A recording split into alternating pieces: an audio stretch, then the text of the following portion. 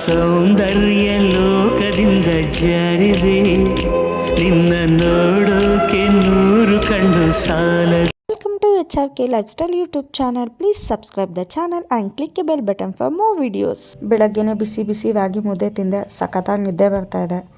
ಬಟ್ಟೆ ಸ್ಟಿಚ್ ಮಾಡಬೇಕಿತ್ತು, ಮಾಡಿಕೊಂಡು ಸ್ವಲ್ಪ ನೇಲೆಲ್ಲ ಕಟ್ ಮಾಡಿಕೊಂಡೆ. ಯಾಕೋ ಕುರುಮ್ ಅನ್ನಂಗೆ ಏನಾದರೂ ತಿನ್ನಬೇಕು ಅನ್ನಿಸ್ತು, ಹಾಗಾಗಿ ಚಕ್ಲಿ ಕೋಡ್ಬಳೆ ಮಾಡ್ಕೊಂಡಿದ್ದೆ. ಇವತ್ತು ಪಾಪುಗೆ ಒಂದು ಫೋಟೋಶೂಟ್ ಮಾಡೋಣ ಅಂತ ಅಂದ್ಕೊಂಡಿದ್ದೀನಿ, ಯಾಕೆಂದರೆ ನಾಳೆ ಇಂಡಿಪೆಂಡೆನ್ಸ್ ಡೇ. ಹಾಯ್ ಹಲೋ ನಮಸ್ಕಾರ, welcome back to my YouTube channel. Hope ಎಲ್ಲರೂ ಚೆನ್ನಾಗಿದ್ದೀರಾ ಅಂತ ಅಂದ್ಕೊಂಡಿದ್ದೀನಿ. ನಾನು ಕೂಡ ಸೂಪರ್ ಆಗಿದ್ದೀನಿ. ಎಲ್ಲರೂ ಚೆನ್ನಾಗಿರಲಿ ಅಂತ ನಾನು ಕೇಳ್ಕೊತಾ ಇವತ್ತಿನ ವ್ಲಾಗ್ನ ಸ್ಟಾರ್ಟ್ ಮಾಡೋಣ. ಸೊ ಇವತ್ತಿನ ದಿನ ಏನೇನು ಮಾಡಿದೆ ಅನ್ನೋದನ್ನು ನಾನು ನಿಮ್ಮ ಜೊತೆ ಶೇರ್ ಮಾಡ್ಕೊತಾ ಇದ್ದೀನಿ. ಈ ವಿಡಿಯೋನ ಸ್ಟಾರ್ಟ್ ಮಾಡೋಣ. ಟಿಫನ್ಗೆ ಬಿಸಿ ಬಿಸಿ ರಾಗಿ ಬೆಳಗ್ಗೆ ಒಂದ್ ಇಡ್ಲಿ, ಮಧ್ಯಾಹ್ನ ಒಂದ್ ಲೋಟ ಹಾಲು, ರಾತ್ರಿ ಒಂದ್ ಚಪಾತಿ. ನನ್ಗೊಂದ್ ಸಣ್ಣ ಅನುಮಾನ, ಇದೆಲ್ಲ ಊಟಕ್ಕೆ ಮುಂಚೆ ತಿನ್ಬೇಕಾ ಊಟ ಆದ್ಮೇಲೆ ತಿನ್ಬೇಕಾ?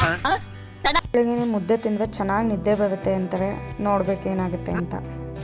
ಯಾಕೋ ಚಕ್ಲಿ ಕೋಡ್ಬಳೆ ತಿನ್ನಬೇಕು ಅಂತ ಅನ್ನಿಸ್ತಾ ಇತ್ತು. ಒಂದು 15 ಡೇಸಿಂದ ಅಮ್ಮಂಗೆ ಹೇಳ್ತಾ ಇದ್ದೆ, ಮಾಡ್ಕೊತಿದ್ರು. ಸೊ ಇವತ್ತು ಫೈನಲಿ ಚಕ್ಲಿ ಕೋಡ್ಬಳೆ ಮಾಡಿದೆ. ಟೇಸ್ಟ್ ಅಂತೂ ಸೂಪರಾಗಿ ಬಂದಿತ್ತು, ಕುರುಮ್ ಅಂತ ಇತ್ತು. ಆ್ಯಂಡ್ ಎಲ್ಲೂ ಕೂಡ ಕಟ್ಟೆ ಏನು ಆ ಥರ ಆಗಲಿಲ್ಲ, ಸೂಪರಾಗಿ ಬಂದಿತ್ತು. ನನಗಂತೂ ತುಂಬ ಖುಷಿ ಆಯಿತು ಚಕ್ಲಿ ಕೋಡ್ಬಳೆ ಮಾಡಿ. ನಮ್ಮ ಮನೆಯವ್ರಿಗೆ ಫಿಶ್ ಸಾಂಬಾರು ಅಂದರೆ ಸಿಕ್ಕಾಪಟ್ಟೆ ಇಷ್ಟ. ಸೊ ಅವ್ರಿಗೋಸ್ಕರ ನಾನು ಫಿಶ್ ಸಾಂಬಾರು ಮಾಡಿದ್ದೆ. ತುಂಬ ಇಷ್ಟಪಟ್ಟು ತಿಂತಾಯಿದ್ರು. ಆಮ್ಲೆಟ್ ಮೀನು ಅವ್ರಿಗೆ ತುಂಬ ಇಷ್ಟ ಆಗಿಬಿಟ್ಟಿದೆ. ಯಾವಾಗಲೂ ಮೀನು ತರ್ತೀನಿ, ಮೀನು ಸಾಂಬಾರು ಮಾಡೋ ಅಂತಿರ್ತಾರೆ. ಏನು ಸಾರಲ್ಲಿ ಮೀನು ಹುಡುಕ್ತಿದ್ದೀವ? ಇಲ್ಲ, ಕಲ್ಲು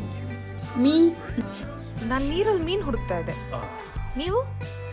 ನಾನು ಇನ್ನೂ ಕೆಳಗೆ ಹೋಗಿ ಮುತ್ತು ಹುಡುಕ್ತಾ ಇದ್ದೆ. ಅಯ್ಯೋ, ಮೀನು ಸಾಂಬಾರ ಕಲ್ಲ?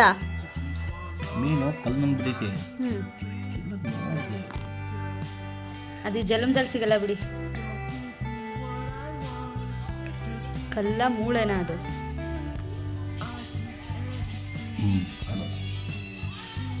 ಮೂಳೆ ಅನ್ಸುತ್ತೆ, ಮುಳ್ಳು ಸಾಕು. ಬೇಡ, ನಾನು ಮೀನು ತಲೆ ತಿನ್ನಲ್ಲ. ನಿಮ್ಮ ತಲೆ ಯಾವತ್ತು ತಿಂದಿದ್ದೀನಿ ನಾನು? ನಾನು ನಿಮ್ಮ ತಲೆನೂ ತಿನ್ನಲ್ಲ, ಮೀನಿನ ತಲೆನೂ ತಿನ್ನಲ್ಲ. ಮೀನಿನಲ್ಲೂ ಮೈಗಾ ಏನು ಶಾರ್ಪ್ ಆಗೈತಲ್ವ. ಈ ಥರದ ಒಂದು 10 ಮೀನು ಹತ್ತಕ್ಕೆ ಕಾಲು ಹಾಕೋದು ಮುಗೀತಲ್ವ, ಕಾಲೆಲ್ಲ ತಿಂದಾಕಿರ್ತವೆ. ತಿರುಗಿಸಿ ಕಡಿಕೆ ಮನುಷ್ಯರಲ್ಲಿದ್ದಂಗೆ ಇದಾವಲ್ರಿ. ಹೌದು.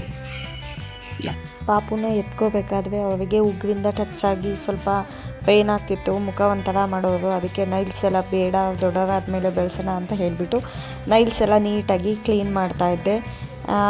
ನೈಲ್ ಕಿಟ್ಟನ್ನು ನಾನು ನಿಮ್ಮ ಜೊತೆ ಶೇರ್ ಮಾಡ್ಕೊಂಡಿದ್ದೀನಿ. ಅದು ತೊಗೊಬಂದು ಆಲ್ಮೋಸ್ಟ್ 4 ಇಯರ್ಸ್ ಆಯಿತು. ಬೆಂಗಳೂರು ಡಿಮಾರ್ಟಲ್ಲಿ ತೊಗೊಂಡಿದ್ದು. ಪಾಪು ಚೆನ್ನಾಗಿದ್ದರೆ ನಾವು ನೈಲ್ಸ್ನ ಬೆಳೆಸ್ಬೋದು. ನೋಡಿ, ಗೊಬ್ಬರ ಏನು ಹಾಕಲಿಲ್ಲ ಅಂದರೂ ನೈಲ್ಸ್ ನೀಟಾಗಿ ಬೆಳೆಯುತ್ತೆ.